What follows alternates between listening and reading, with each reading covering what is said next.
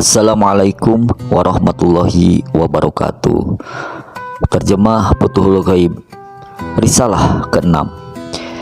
Hindarkanlah dirimu dari orang ramai dengan perintah Allah, dari nafsumu dengan perintahnya, dan dari kehendakmu dengan perbuatannya, agar kamu pantas untuk menerima ilmu Allah.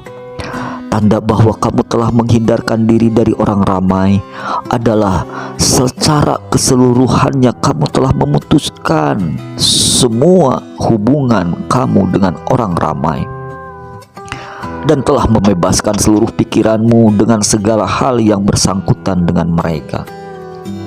Tanda bahwa kamu telah putus dari nafsumu adalah apabila kamu telah membuang segala usaha dan upaya untuk mencapai kepentingan keduniaan dan segala hubungan dengan cara-cara duniawi untuk mendapatkan suatu keuntungan dan menghindari dari bahaya.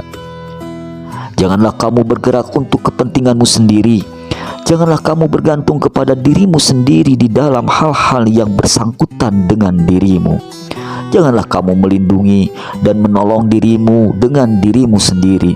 Serahkanlah segalanya kepada Allah, karena dialah yang memelihara dan menjaga segalanya, sejak dari awalnya hingga kekal selamanya. Dialah yang menjaga dirimu dari rahim ibumu sebelum kamu dilahirkan, dan dia pula lah yang memelihara kamu semasa kamu masih bayi. Tanda bahwa kamu telah menghindarkan dirimu dari kehendakmu dengan perbuatan Allah adalah apabila kamu tidak lagi melayani kebutuhan-kebutuhanmu, tidak lagi mempunyai tujuan apa-apa, dan tidak ada lagi mempunyai kebutuhan atau maksud lain, karena kamu tidak mempunyai tujuan atau kebutuhan selain kepada Allah semata-mata. Perbuatan Allah tampak pada kamu, dan pada masa kehendak dan perbuatan Allah itu bergerak.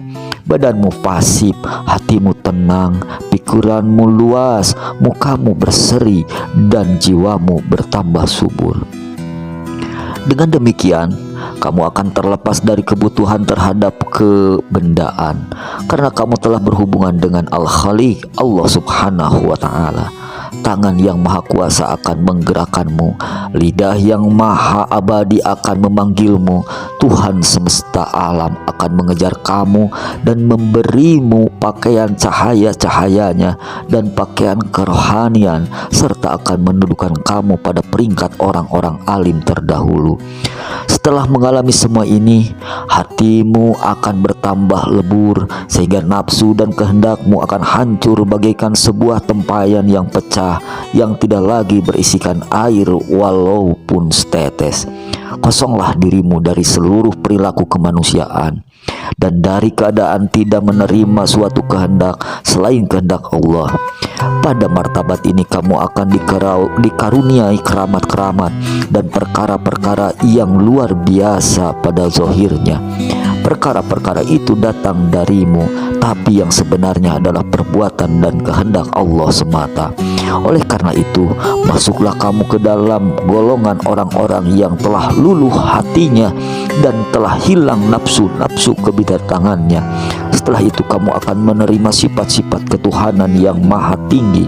Berkenaan dengan hal inilah maka Nabi besar Nabi Muhammad SAW bersabda, "Aku menyukai 3 perkara dari dunia ini: bau-bauan yang harum, wanita, dan sholat yang apabila aku melakukannya maka mataku akan merasa sejuk di dalamnya."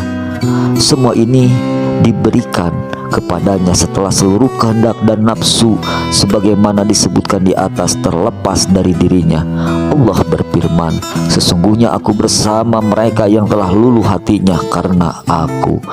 Allah Ta'ala tidak akan menyertai kamu sekiranya semua nafsu dan kehendakmu itu tidak diluluhkan. Apabila semua itu telah hancur dan luluh dan tidak ada lagi yang tersisa pada dirimu, maka telah pantaslah kamu untuk diisi oleh Allah, dan Allah akan menjadikan kamu sebagai orang baru yang dilengkapi dengan tenaga dan kehendak yang baru pula. Jika egomu tampil kembali walaupun hanya sedikit, maka Allah akan menghancurkannya lagi sehingga kamu akan kosong kembali seperti semula, dan untuk selamanya kamu akan tetap luluh hati. Allah akan menjadikan kehendak-kehendak baru di dalam diri kamu, dan jika dalam pada itu masih juga terdapat diri atau ego kamu, maka Allah pun akan terus menghancurkannya. Demikianlah terus terjadi hingga kamu menemui Tuhanmu di akhir hayatmu nanti. Inilah maksud firman Allah, sesungguhnya aku bersama mereka yang telah luluh hatinya karena aku. Kamu akan mendapatkan dirimu kosong, yang sebenar-benarnya ada hanyalah Allah. Sebenarnya ini adalah keadaan fana, hapusnya, hilangnya diri. Apabila kamu sudah melepaskan dirimu dan dari makhluk, karena makhluk itu bisa baik dan bisa juga jahat, dan karena diri kamu itu bisa baik dan juga bisa jahat, maka menurut pandanganmu tidak ada sesuatu kebaikan yang datang dari diri kamu atau dari makhluk lain, dan kamu tidak akan merasa takut kepada datangnya kejahatan dari makhluk. Semua itu terletak di tangan Allah semata. Karenanya datangnya buruk dan baik itu Dialah yang menentukan sejak dari awal. Dengan demikian, Dia akan menyelamatkan kamu dari segala kejahatan makhluknya dan menenggelamkanmu di dalam lautan kebaikannya, sehingga kamu menjadi titik tumpuan segala kebaikan, sumber keberkatan, kebahagiaan, kesentosaan, sumber cahaya, keselamatan, dan keamanan. Oleh karena itu, fana adalah tujuan, sasaran, ujung, dan dasar perjalanan waliullah.